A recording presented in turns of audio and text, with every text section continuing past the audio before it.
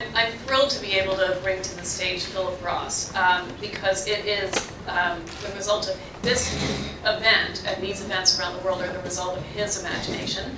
18 years ago, he started the Cordless group, which includes Unwork and Unwired, and he focuses on the impact of emerging technology on people and the future for work and workplace. So, big round of applause to thank him for Cindy, thank you, and good morning. It's a pleasure to be here. When I first met Cindy, she was preaching the future of working naked. I'm glad she doesn't predict chairing naked as well. But we're doing a wonderful job at getting some ideas together. And I think what I want to ask you all is, what kind of jelly bean do you want to be? The idea that we've got, you have the slides up, the idea that we've got jelly beans for the future is very much about predicting how we're going to interact as work becomes more and more distributed. So you need to begin to kind of pick your jelly bean. But today's talk is much more about the future, and it's about a direction, a journey. I want you to kind of stop and think about that journey to begin with, because there's no obvious start, there's no obvious end. But the signposts, I think, are becoming increasingly clear. And I think what we're trying to do here is, as we've heard, a lot of the kind of technology is really driving us to new areas. We've got bring your own device to work, we've discussed. But I think real-time real estate, as Brian David mentioned, the idea that technology will become embedded in anything, every material, every wall, every sensor, will change the nature of how buildings react to the people who are inside them. And then, of course, we believe that the workplace will become a service. We've heard of software as a service, but we believe the workplace as a service will become clear. And I call this talk the thin workplace, and it really builds on Brian David's ghost of technology. I think that IT technology will just evaporate from our workplaces. They will become ghost towns unless we rethink them, because there'll be no real reason to come to a workplace in the future unless we make it compelling for people. So the ghost of technology will result in a thin or ghost town building if we're not careful. And they could be anywhere in the world. Thinner, more interesting, but devoid of the real reason to come unless we think differently. And of course that reason is about the ghost town of infrastructure. In between the blue and the green circles is what companies have always put into their office buildings, massive IT infrastructure. The knowledge, the data, big data is inside buildings today, the files and so on. All that we think will evaporate. And of course it's heading to the cloud. And we've heard a lot about the vision of the cloud, but there's no doubt that we'll have most things delivered from the cloud, anywhere, to people, regardless of their location in the future. Now, just one slide on my credentials for predicting the future, which I will try and do. But we've been around for 17 years, as you've heard. We work for thousands of fascinating companies all over the globe, and we're good at listening and understanding what we think people will really want in the future, and helping companies on that journey to articulate and probably define the business case for what work should or could look like in the future. And with my co-author, Jeremy Myers, and I write a book every 2 or 3 years on global workplace trends. And I'll show you some of my recent visits, which I think are stunning workplaces that are defining the future from elsewhere in the world. So when we look at the cloud, we have to think, we have to question what it is that we're going to do from the cloud. And of course, as the data centers take over, we're seeing virtualization of almost everything. And I love the idea that even a data center can be virtualized. Here, rather than outfitting it, you just ship in the container, plug in for power, water cooling, 24 hours later, it goes live. So we're going to see empty buildings being used for all kinds of activities, not just for people, but I think big data will be used in empty buildings. So this idea of virtualization is perhaps one of the biggest challenges to people who are in the real world of bricks and mortar. This is a conflict. People who are building buildings are not virtual. So how does virtualization and real estate collide together? Well, what's clear to me is that most organizations are trying to squeeze the red triangle, the fixed costs, the overhead that represents bricks and mortar. And for example, in professional services firms in Europe, on average about 6% of profit goes on that red block, provisioning workplace. 6% of profit goes on provisioning workspace. It's a huge number for an organization. And as we head to the future, can we see an era where workplace becomes a service, becomes a variable cost only, this vision of workplace as a service? And of course the thin workplace is borrowed from the thin client, but more importantly the thinner technology that will be becoming more and more transparent, as you heard from Brian David, vanishing into perhaps fabrics and the work, the clothes we wear. So really what's important for the future is just a window. What we actually think about the office is just a big window to the world of the cloud. That's really where we're heading. And that window could be fixed, but of course it could be portable, it could be kind of with you. And this bring your own is interesting. We're seeing now the first companies developing their own app store, a corporate app store. If you want an application, you just drag it from your company's app store. You don't call IT and wait a week. So the idea of bring your own, of course, then requires wireless, which we've heard about for a long time. And we still get the contrast, is it secure, is it good? But the iPad has no Ethernet. You can't plug in a cable to your iPad. So we're necessarily seeing this brave new world of connection literally through the air. And I think that will come more and more real as more devices come out, as they integrate with Windows 8. I love the idea of live tiles. This idea that what you look at is changing in real time in front of your eyes. You no longer have to think, let's open an Excel spreadsheet. It's all blurred in terms of how you visually work. And what I think will happen is more exciting. This is Google and Microsoft, the vision of Droid, where you just dock your smartphone onto what looks like a laptop. But that's just a dumb keyboard and screen. You can see on the top left, just on the edge there, your smartphone docks at the back of what looks like a laptop. So you don't have to carry laptops in the future. It will just be a gateway, something small that will be your gateway to the cloud. And I love this idea that Intel is now, at long last, liberating us from cables to connect. WiDi comes out, I guess, next year or later this year. This is the first real product from Samsung with WiDi, wireless display.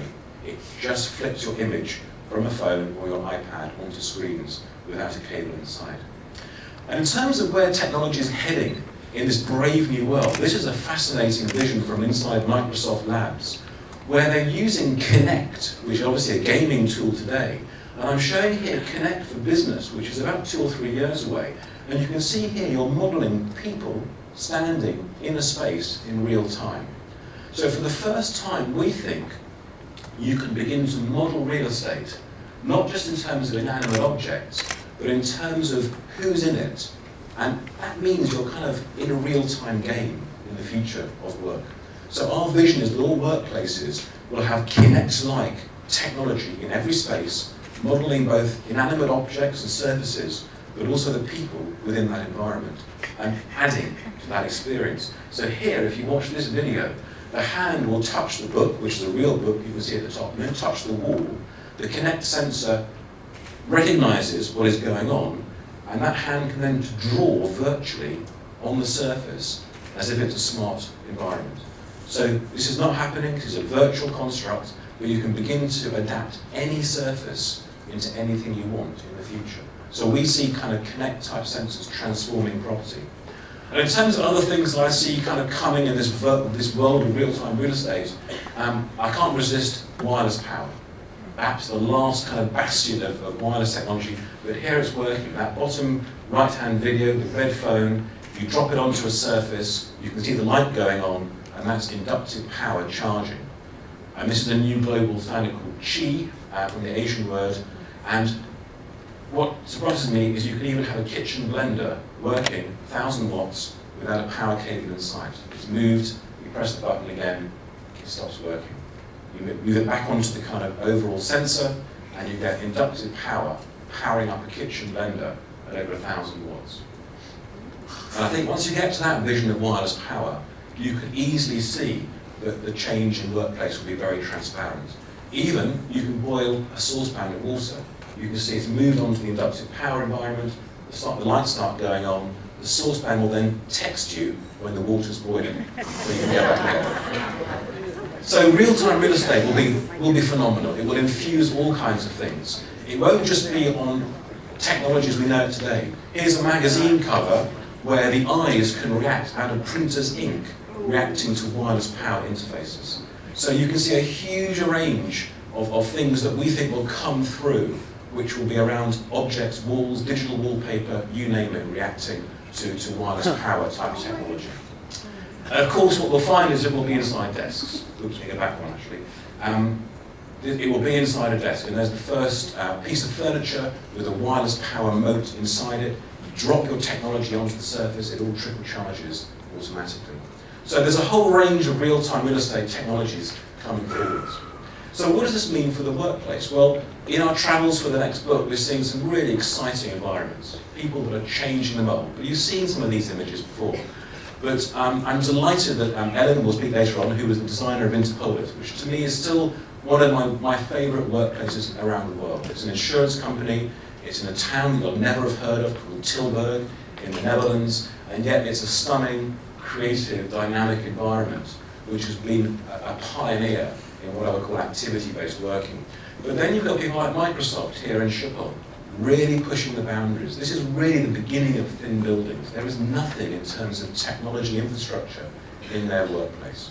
You bring in your own technology, you connect it. There are no telephones on desks, there are no printers.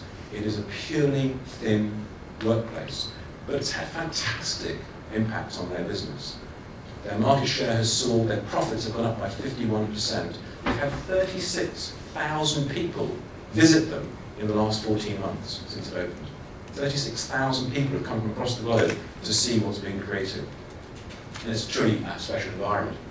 And I think what we're finding is that you can begin to see it's about people. It's about photograph walls saying, who's here, who's in. It's about personalizing your locker, your space.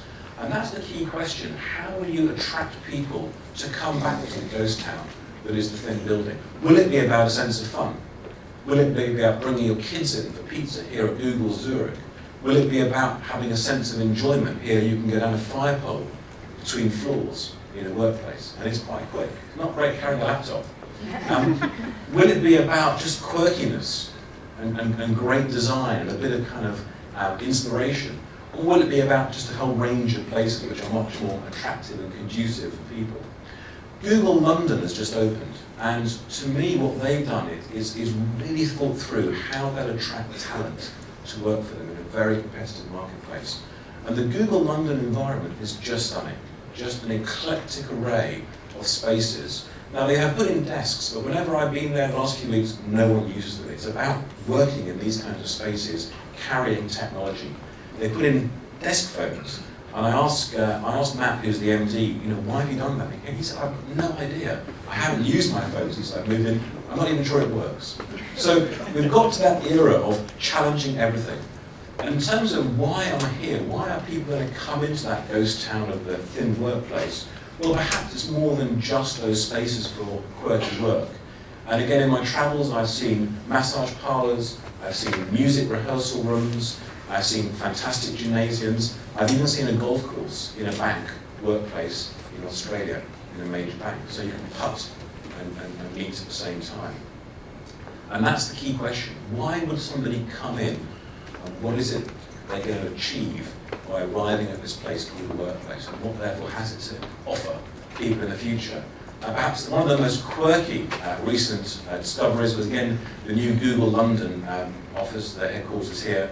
They are giving allotments to their staff. These are small gardens for each individual to grow vegetables. I've never seen an office before in the world where people have their own garden to grow vegetables. There's not much growing because it's just open, but the first kind of shoots are coming up, and people are going to be comparing the size of their carrots and turnips when they come into work. And they're going to have a competition for who can grow the best vegetables. So you have to come and water your plants. Maybe that's the reason you come into work. Thank you very much.